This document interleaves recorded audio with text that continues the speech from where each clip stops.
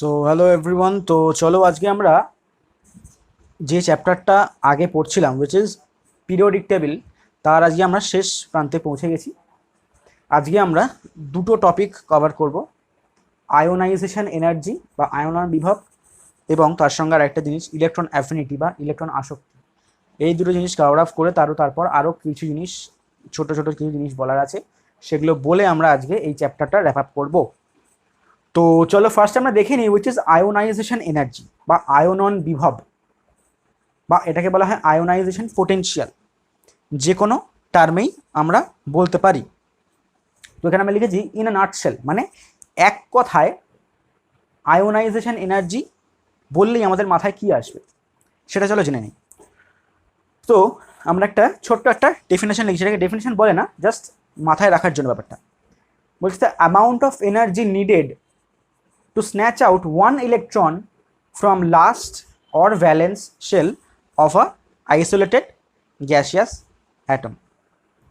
মানে হচ্ছে কোনো একটা গ্যাসিয়াস কোনো একটা মৌল বা কোনো একটা এলিমেন্ট, ঠিক আছে, নিয়েছি তার একটা অ্যাটম, সেইখান থেকে আমরা যে অ্যামাউন্ট অফ এনার্জিটা বাইরে থেকে প্রোভাইড করছি, যে এনার্জিটা প্রোভাইড করলে সেই গ্যাসিয়াস ওই মৌলটা বা গ্যাসিয়াস মৌলের ওই অ্যাটমটা থেকে কি হবে না, একটা ইলেকট্রন বার করতে পারো বা স্ন্যাচ আউট করা মানে অপসারণ, একটা ইলেকট্রনকে অপসারণ করতে যে অ্যামাউন্ট অফ এনার্জিটা আমাকে বাইরে থেকে প্রোভাইড করা হচ্ছে, সেই amount of energy is known as ionisation energy. Ionisation মানে কথার মধ্যেই আমাদের সংজ্ঞাটা আছে। আয়োনাইজ মানে কি, আইদার ক্যাটায়ন অর অ্যানায়ন, এরকম যে কোনো একটা দিকে নিয়ে যাওয়া। তো এখানে মেনলি আমরা ক্যাটায়নে পরিণত করার কথাটাই দেখব। তাহলে যে কোনো একটা মৌল গ্যাসিয়াস হতে পারে, তাকে আমরা যে মিনিমাম অ্যামাউন্ট অফ এনার্জিটা তাকে বাইরে থেকে অ্যাড করলে সেই অ্যাটমটা একটা গ্যাসিয়াস আয়নে পরিণত হবে, অর্থাৎ একটা ইলেকট্রনকে তার লাস্ট অরবিট থেকে বা অরবিটাল থেকে বার করে দেবে। সেই amount of energy is known as ionisation energy. তো একটা এক্সাম্পলের মাধ্যমে চলো আমরা দেখে নিই উইচ ইজ দ্যাট। তো এক্সাম্পলের মাধ্যমে আমি দেখছি নাইট্রোজেন আছে আমার কাছে, আমি জানি নাইট্রোজেনের অ্যাটমিক নাম্বার হচ্ছে 7। তাহলে যদি 7 হয়, আমরা অ্যাটমিক স্ট্রাকচার থেকে পড়েছি 7টাকে আমরা কীভাবে ডিভাইড করবো, 1s2 2s2 2p3। তাহলে লাস্ট অরবিটাল কোনটা, 2p3। তাহলে লাস্ট অরবিটাল থেকে একটা ইলেকট্রন বার করার জন্য কি এনার্জি দিতে হচ্ছে না, I1, that is first ionisation energy. অর্থাৎ একটা ইলেকট্রনকে বার করতে যে এনার্জি দিতে হয় সেটা হচ্ছে ফার্স্ট আয়োনাইজেশন এনার্জি বা I1। সো আমরা যদি সেই অ্যামাউন্ট অফ এনার্জিটা দিই, তাহলে লাস্ট অরবিটাল থেকে একটা ইলেকট্রন বেরিয়ে যাবে, দ্যাট ইজ 2p3 থেকে হয়ে গেল 2p2 এবং একটা ইলেকট্রন বেরিয়ে গেল। তো এইটা হলো ছোট কথায় আয়োনাইজেশন এনার্জির একটা ছোটখাটো একটা নাটশেল বলা যেতে পারে। তো এরপরে চলো আমরা দেখি এর ভেতরে কী কী জিনিসগুলো আছে এবং এর প্রভাবকগুলো বা কোন কোন জিনিস একে অ্যাফেক্ট করে, সেই সমস্ত ব্যাপারগুলো আমরা দেখবো, কারণ এটা একটা খুব ভাইটাল পার্ট। এখান থেকে অনেক কোয়েশ্চেন্স আমাদের পরীক্ষায় আসে। তো চলো পরের স্লাইডে আমরা দেখে নিই সেটাকে কি বলছি। তো এবার আমরা দেখছি কি না, ইউনিট অফ আয়োনাইজেশন এনার্জি, একক কি হবে। আয়োনাইজেশন এনার্জি বা আয়নন বিভব বা মানে পোটেনশিয়াল। পোটেনশিয়ালের ইউনিট অলওয়েজ আমরা ফিজিক্স থেকে কি জানি না, ইলেকট্রন ভোল্ট পার অ্যাটম। ইলেকট্রন ভোল্ট পার অ্যাটম এই ইউনিটটা আমরা ইউজ করি। তাছাড়াও আমরা ইউজ করি কিলো ক্যালোরি পার মোল, আর তাছাড়া ইউজ করি কিলো জুল পার মোল, এসআইতে আমরা ইউজ করি।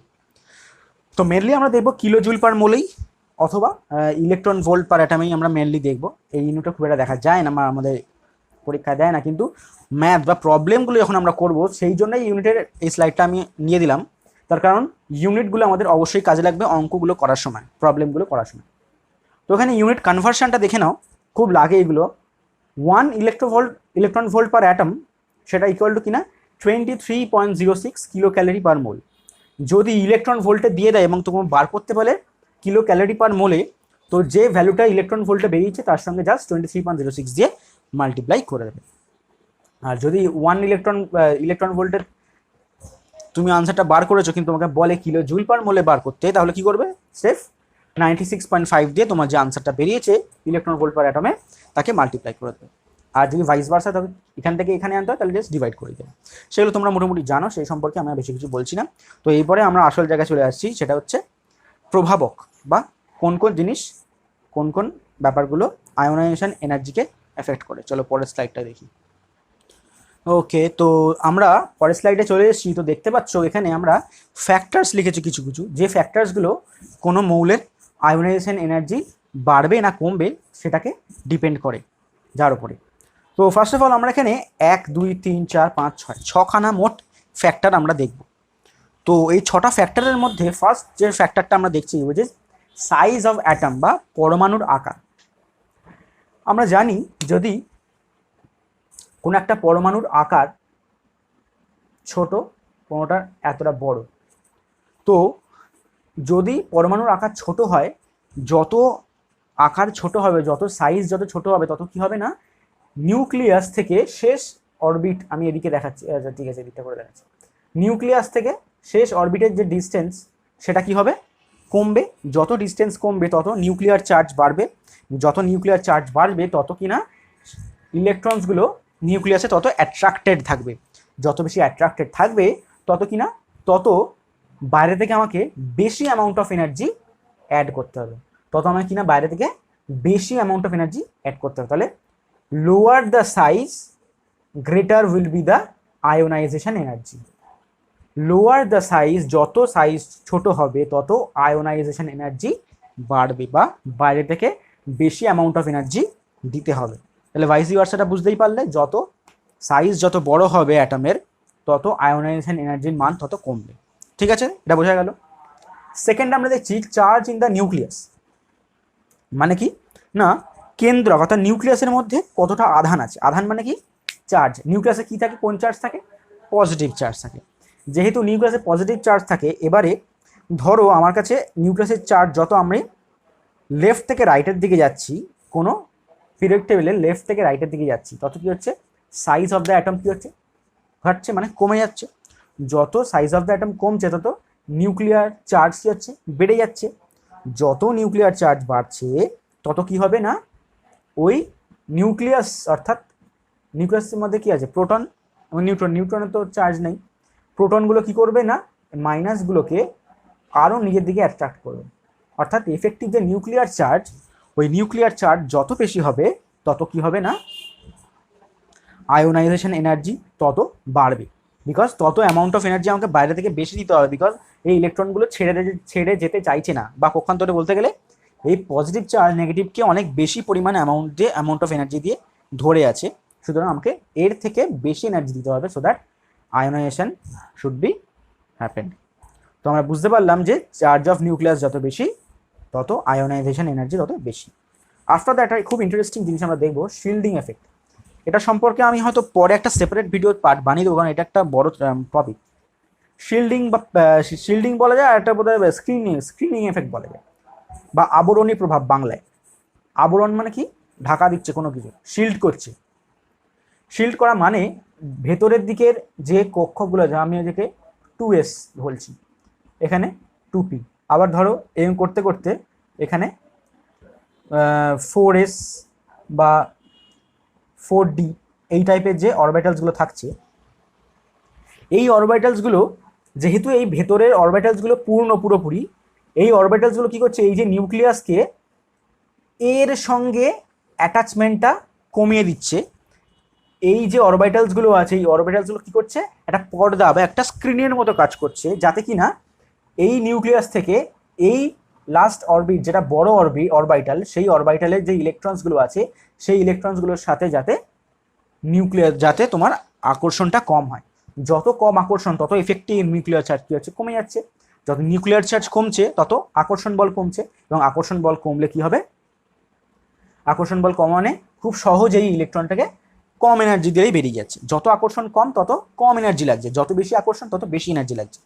তাহলে যেহেতু শিল্ড করছে এই অরবিটালসগুলো, যেহেতু লাস্টের দিকের অরবিটালগুলোকে শিল্ড করছে বা স্ক্রিন করছে, তাই জন্য এফেক্টিভ নিউক্লিয়ার চার্জটা কমে যাচ্ছে। নিউক্লিয়ার চার্জ কমা মানে কি হবে না, নিউক্লিয়ার চার্জ কমা মানে অ্যাট্রাকশন কমে যাওয়া। যত অ্যাট্রাকশন কম তত আয়োনাইজেশন এনার্জির মান কমে যাবে। তাহলে শিল্ডিং ইফেক্ট যত বাড়বে তত অ্যাট্রাকশন কমবে। আশা করি বোঝা গেছে, ছোটো করে বলে দিলাম। নেক্সট দেখছি পেনিট্রেটিং এফেক্ট। পেনিট্রেশন মানে ভেতরের দিকে যত ঢুকে থাকবে, অর্থাৎ আমি অরবিটালসগুলো আঁকছি এস, পি, ডি এবং এফ। এদের মধ্যে সব থেকে নিউক্লিয়াসের কাছাকাছি কোনটা থাকে? S orbital. এবার P following by D and F. তাহলে এস অরবিটাল এর পেনিট্রেটিং ক্ষমতা সব থেকে বেশি, তারপর ডি, তারপর এফ। অর্থাৎ যদি কোনো একটা ইয়েতে কোনো একটা মলিকুলের মধ্যে এস অরবিটালে কোনো একটা ইলেকট্রন থাকে, ধরে নিই S2 2s2, এইখান থেকে ইলেকট্রন বার করতে যে অ্যামাউন্ট অফ এনার্জিটা লাগবে যদি ডিতে থাকে 3D-তে, তাহলে সেখান থেকে বার করতে অনেক কম অ্যামাউন্ট অফ এনার্জি লাগবে। 2s থেকে বার করতে অনেক বেশি এনার্জি লাগবে, কারণ নিউক্লিয়াসের যত কাছাকাছি কোনো অরবিটাল থাকবে তত তার অ্যাট্রাকশন বেশি, যত বেশি অ্যাট্রাকশন তত বেশি আয়োনাইজেশন এনার্জি। তাহলে যদি বলে পেনিট্রেটিং এফেক্ট কার বেশি, এস অরবিটাল বেশি, তারপর পি, তারপর ডি, তারপর এফ। আশা করি বোঝা গেছে। তারপর আমরা দেখছি half or full field orbital. এটা আমরা আগেও বলেছি অ্যাটমিক স্ট্রাকচারে, যে বলছে দেখ হাফ ফিল্ড, অর্থাৎ যদি কোনো একটা, আমি নাইট্রোজেনটা এঁকেছিলাম ওই জন্যে 1s2 2s2 2p3, পিতে থাকে 6টা ইলেকট্রন, আছে নাইট্রোজেনের কত? 3টে। 6টার জায়গায় 3টে আছে মানে কি হাফ আছে। হাফ থাকা বা ফুল থাকা, তাহলে যার লাস্ট অরবিটালে হাফ ফিল্ড থাকছে তার থেকে ইলেকট্রনকে বার করার জন্য অনেক বেশি অ্যামাউন্ট অফ এনার্জি লাগবে, কারণ সে হাফ ফিল্ড থাকলে তার সুস্থিতি বা স্টেবিলিটি অনেক বেশি থাকে। সেখানে যদি এরকম থাকে অক্সিজেন 1s2 2s2 2p4, তার ক্ষেত্রে কিন্তু ফার্স্ট আয়োনাইজেশন এনার্জির মানটা কম। তো হাফ আর ফুল ফিল্ড কার ক্ষেত্রে হয়? ফুল ফিল্ড হয় হচ্ছে আমাদের নোবেল গ্যাসের ক্ষেত্রে। তাই নোবেল গ্যাসের ক্ষেত্রে আয়োনাইজেশন এনার্জির মান very very high. After that আমরা যেটা দেখছি সেটা হচ্ছে ইলেকট্রনিক রিপ্রেজেন্টেশন, মানে NS2NP6। এরা কারা? এরা হচ্ছে নোবেল নোবেল গ্যাসের ক্ষেত্রে ইলেকট্রনিক রিপ্রেজেন্টেশনটা এরকমই হবে, ওদের ফুল ফিল্ড, প্রত্যেকটা অরবিটাল পুরোপুরি ফিল্ড থাকে। যেহেতু প্রত্যেকটা অরবিটাল পুরোপুরি ফিল্ড, তাই ওখান থেকে ওরা প্রচণ্ড পরিমাণ স্টেবল, এবং যত বেশি স্টেবল তত অ্যামাউন্ট অফ এনার্জি দিতে বেশি হচ্ছে। তো আশা করি প্রত্যেকটা ফ্যাক্টর সম্পর্কে ধারণা তোমাদের ঠিকঠাক হয়েছে। এরপরে আমরা অর্থাৎ তাহলে আমরা ট্রেন্ডটা বলে দিই। ট্রেন্ডটা যেটা আগে বলা হয়নি, যে যত আমরা লেফট থেকে রাইটের দিকে যাব, যত আমরা পিরিয়ডিক টেবিলের লেফট থেকে রাইটের দিকে যাব পর্যায় অনুযায়ী, তত আয়োনাইজেশন এনার্জির ভ্যালু বাড়তে থাকবে, এবং যত আমরা ওপর থেকে নিচের দিকে নামবো ডাউন আ গ্রুপ, আয়োনাইজেশন এনার্জির মান কমতে থাকবে। ঠিক আছে? তো কেন কমছে কেন বাড়ছে, প্রত্যেকটা ফ্যাক্টর হচ্ছে তার জন্য দায়ী। আশা করি আয়োনাইজেশন এনার্জি নিয়ে তোমাদের কোনো অসুবিধা নেই। এরপরে যে টপিকটা আমরা পড়বো সেটা হচ্ছে ইলেকট্রন অ্যাফিনিটি। তো ওটা বলে আজকের আমি ভিডিওটা শেষ করব। চলো তাহলে পরের স্লাইডে যাওয়া যাক। ওকে, তো চলো আমরা আজকে নেক্সট টপিকটা চলে আসি। নেক্সট টপিক বা লাস্ট যেটা বলা যায়, তো ইলেকট্রন অ্যাফিনিটি বা ইলেকট্রন আসক্তি, এটাকে আমরা আরেকটা নামও বলি, which is electron gain enthalpy বা ইলেকট্রন গ্রহণ এনথ্যালপি। তো দেখো এখানে আমরা ইন এ নাটশেল, অর্থাৎ আবার আগেরটার মতনই এক কথা কি করে বোঝা যায় ব্যাপারটা সেটা দেখছি। এখানে একটা আইসোলেটেড অ্যাটম নিয়েছি গ্যাসিয়াস, তার মধ্যে ইলেকট্রন ঢুকছে, এন্টার করছে ইলেকট্রন, এবং কারোর মধ্যে আমরা জানি ইলেকট্রন যদি ঢুকে তাহলে সেটা কিছু পরিণত হয়? অ্যানায়নে পরিণত হয়। তাহলে কারোর মধ্যে যদি ইলেকট্রন ঢোকে, তাহলে সে যে এই অ্যানায়নে পরিণত হচ্ছে তার জন্য যে অ্যামাউন্ট অফ এনার্জিটা রিলিজ বা যে অ্যামাউন্ট অফ এনার্জিটা বেরিয়ে যাচ্ছে, কোনো আইসোলেটেড গ্যাসিয়াস অ্যাটমের মধ্যে যদি ইলেকট্রন প্রবেশ করে বা ইলেকট্রন এন্টার করে, তাহলে সেই অ্যাটমটা অ্যানায়নে পরিণত হওয়ার ফলে যে অ্যামাউন্ট অফ এনার্জিটা রিলিজ হচ্ছে, that amount of energy is known as electron affinity. আশা করি বোঝা গেছে। তো এটা নিচে আমি একটা ছোট করে একটা ডেফিনেশন লিখে দিয়েছি, which is the amount of energy gained, the amount of energy released, আমার লিখতে ভুল হয়েছে, the amount of energy release, যতটা এনার্জি বেরিয়ে যাচ্ছে, কতটা এনার্জি বেরিয়ে যাচ্ছে না, এই যে ইলেকট্রনটা ঢোকার ফলে, ইলেকট্রন গেইন করার ফলে, অর্থাৎ ইলেকট্রন ঢোকার ফলে যে অ্যামাউন্ট অফ এনার্জিটা রিলিজ হচ্ছে, সেই অ্যামাউন্ট অফ এনার্জিটাকে বলা হয় ইলেকট্রন অ্যাফিনিটি। তো আশা করি প্রাথমিক ব্যাপারটা বোঝা গেছে। তো আমরা বলছি দেখো, লেফট থেকে যত রাইটে যাব ইন পিরিয়ডিক টেবিল, যত আমরা পর্যায় বরাবর বাঁদিক থেকে ডান দিকে যাব, তত কি হবে, ইলেকট্রন অ্যাফিনিটির মান বাড়তে থাকবে। যত লেফট থেকে রাইটে যাব তত ইলেকট্রন অ্যাফিনিটির মান লেফট টু রাইট কি হবে, বাড়বে। আর ডাউনে কি হবে, কমবে। যত উপর থেকে নিচের দিকে নামবো তত কমবে। তো লেফট থেকে রাইটে যাওয়ার জন্য, আচ্ছা আমাকে আরেকটা জিনিস বলে দিই, amount of energy release, energy release হওয়া মানে কিন্তু সেটা নেগেটিভ। এনার্জি যদি কোনো সিস্টেম থেকে বেরোয় তাহলে সেই সিস্টেম থেকে এনার্জিটা নেগেটিভ হিসেবে বেরোয়। কেন সেটা আমরা থার্মোডাইনামিক্স চ্যাপ্টারটা যখন পড়বো তখন বুঝবো, এখন এই মুহূর্তে বলার কোনো যৌক্তিকতা নেই। তো যার মধ্যে ইলেকট্রন ঢুকলে বেশি অ্যামাউন্ট অফ নেগেটিভ এনার্জি বেরোচ্ছে, বেশি অ্যামাউন্ট অফ এনার্জি রিলিজ হচ্ছে, সবসময় জানবে এনার্জি রিলিজ হওয়া মানে নেগেটিভ। যার ক্ষেত্রে দেখবে বেশি নেগেটিভ ভ্যালু দেখাচ্ছে, তখন বুঝবে সেই অ্যাটমটা ইলেকট্রন গেইন করতে চায়, it is more prone to gain an electron. আর যার ক্ষেত্রে ভ্যালুটা কম নেগেটিভ বা পজিটিভ কখনো কখনো, তার ক্ষেত্রে আমরা বুঝবো যে সেই ইলেকট্রন নিতে চায় না। তো আশা করি ব্যাপারটা ক্লিয়ার হয়ে গেছে। এরপর আমরা প্রভাবগুলো বা কোন কোন বিষয় এটাকে কন্ট্রোল করে সেই ব্যাপারগুলো সম্পর্কে বলে ব্যাপারটাকে আমি এন্ড করব। চলো পরের স্লাইডটায়। তো এবার আমরা দেখে নিই যে ইলেকট্রন অ্যাফিনিটি কোন কোন ফ্যাক্টরের উপর ডিপেন্ড করে। First of all nuclear charge, আমরা আগেই বলেছিলাম আগের টপিকটাতে আয়োনাইজেশন এনার্জিতে। নিউক্লিয়ার চার্জ বা নিউক্লিয়াসের আধান, কোনো নিউক্লিয়াসের আধান বা নিউক্লিয়ার চার্জ যত বেশি হবে তত সে কী করবে, অর্থাৎ যত প্রোটনিক চার্জ যত বেশি হবে তত কী হবে, যে ইলেকট্রনটা লাস্ট অরবিটে ঢুকলো, যে ইলেকট্রনটা বাইরে থেকে এসে এখানে ঢুকলো, তাকে কি করবে, বেশি ভালোভাবে অ্যাট্রাক্ট করে রাখবে, তাকে তত দৃঢ়ভাবে ধরে রাখবে ওই নিউক্লিয়াস। অর্থাৎ নিউক্লিয়াসের চার্জ যত বেশি হবে তত কি করবে না, সে লাস্ট যে ইলেকট্রনটা ঢুকলো তাকে ভালোভাবে ধরে রাখবে। তো সেখানে ইলেকট্রন ঢোকার ফলে যে অ্যামাউন্ট অফ এনার্জি রিলিজ হচ্ছে সেটা অনেক বেশি নেগেটিভ হবে। তো নিউক্লিয়ার চার্জ হচ্ছে একটা first factor. Second, size of atom. আবার আমরা বলছি, যত আমরা লেফট থেকে রাইটে যাব কী হবে, ইলেকট্রন অ্যাফিনিটি মান বাড়বে, বিকজ সাইজ এর সঙ্গে পুরোপুরি নিউক্লিয়ার চার্জের সম্পর্ক। যত সাইজ ছোট হবে অ্যাটমের, তত কি হবে, লাস্ট অরবিট থেকে যে অরবিটে ইলেকট্রনটা ঢুকলো সেই অরবিটের সঙ্গে নিউক্লিয়াসের যে অ্যাট্রাকশন সেটা অনেক বেশি হবে, রাদার দেন যেখানে অ্যাটমটা বড়, যেখানে অ্যাটমটা কী হবে, বড়। অর্থাৎ সাইজ অফ দ্য অ্যাটম যার বড় সেখানে অ্যাট্রাকশনটা বেশি হবে না, অর্থাৎ ইলেকট্রনটা বেশি যদি কোনো ইলেকট্রন ঢোকে তাহলে অ্যামাউন্ট অফ এনার্জি রিলিজটা অনেক কম হবে, তাহলে সে ঢুকতে চাইবে না বা সে নিতে চাইছে না। তাহলে সাইজ অফ অ্যাটম যদি ছোট হয় তাহলে ইলেকট্রন অ্যাফিনিটি বাড়বে।